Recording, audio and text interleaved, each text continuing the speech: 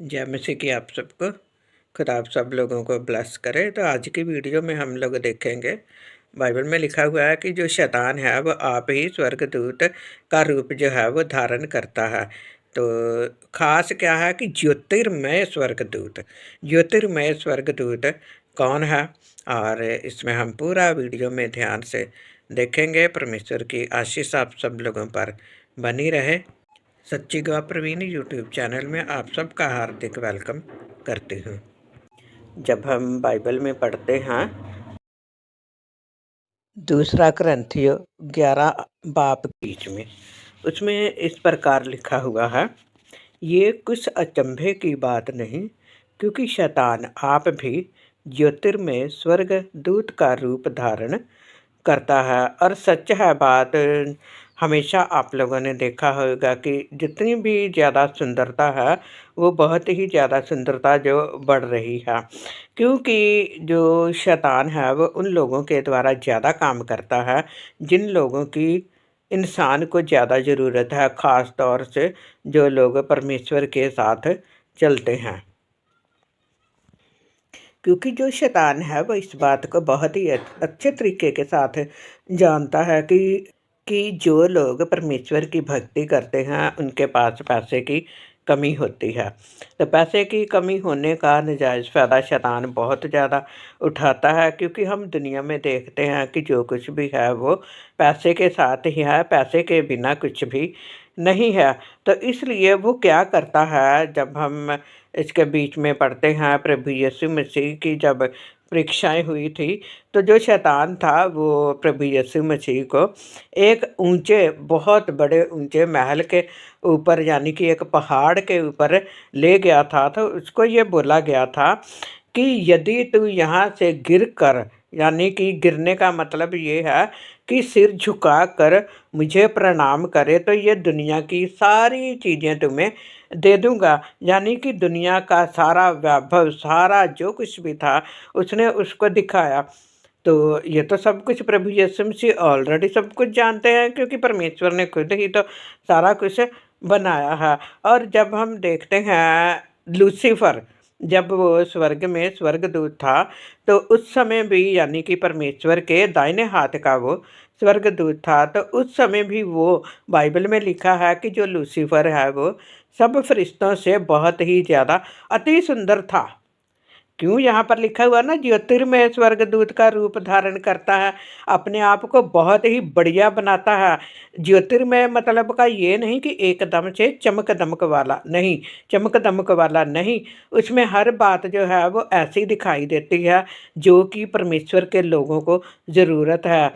यानी कि वो अपना पैसा दिखा सकता है और वो उस इंसान के द्वारा ज़्यादा काम करता है जिसकी हमें ज़्यादा ज़रूरत होती है। इसी प्रकार जब हम देखते हैं, थोड़ा सा आगे हम देखते हैं, बाइबल में इस प्रकार लिखा हुआ है कि जो शैतान है वो शेर की नाई दहाड़ता फिरता है कि किसको फाड़ खाऊं।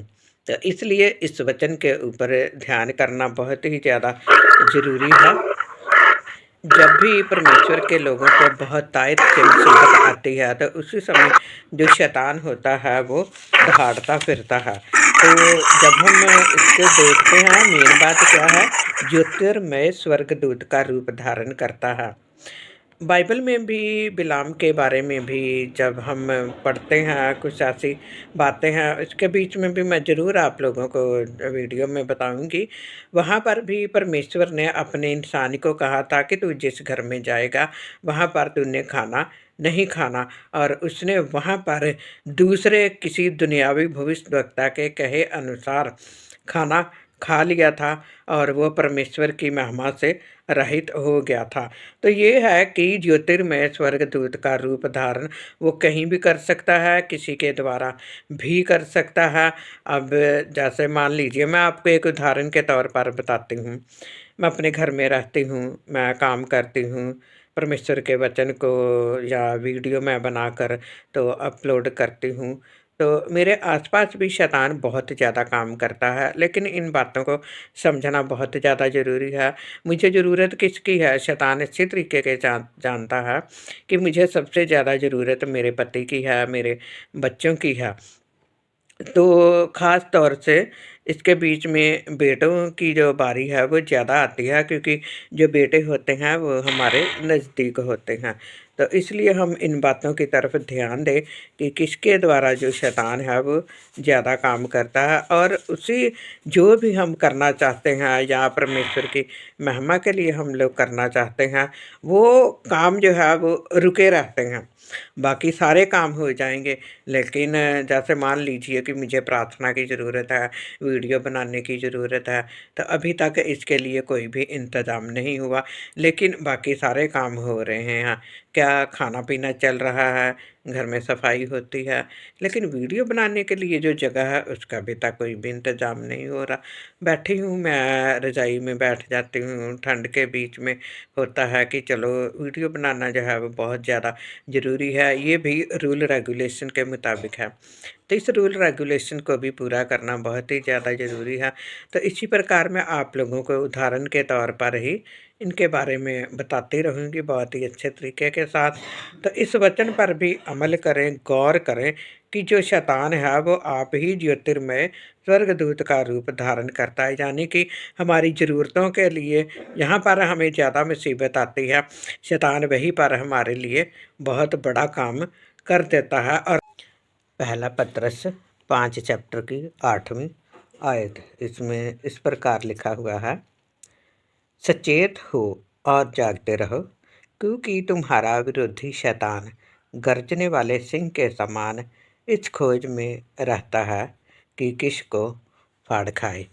तो इसलिए भले ही चाहे आपके आसपास कोई अमीर इंसान है, चाहे ख़ास तौर से लेडीज़ को मैं कहना चाहती हूँ कि जो लोग परमेश्वर में बहुत ही अच्छे तरीके के साथ चलती हैं, उन लोगों के लिए भी शैतान जो है वह बहुत आयत से कार्य करता है। पैसे की तरफ मत भागिए, बल्कि अगर आप मेहनत कर सकते हैं तो मेहनत कीजिए। और जवान लोगों के लिए भी काम-काज ज़रूर कीजिए, घर में मत बैठिए और किसी और की तरफ ध्यान मत दीजिए कि कोई हमारी हेल्प करे। तो हेल्प के बीच में भी शैतान बड़े तरीके के साथ आता है, लालच देता है, गलत बात हमें सिखाता है। तो इसलिए इन बातों की तरफ ध्यान ज़रूर दीजिए। हमें समझ नहीं आती, तो इसलिए समझने की ज़रूरत है इन बातों के लिए, और भी इसके ऊपर मैं वीडियो बनाऊँगी। इस वीडियो को शेयर ज़रूर करिए। परमेश्वर आप सब लोगों को बहुत आयत से ब्लेस करे।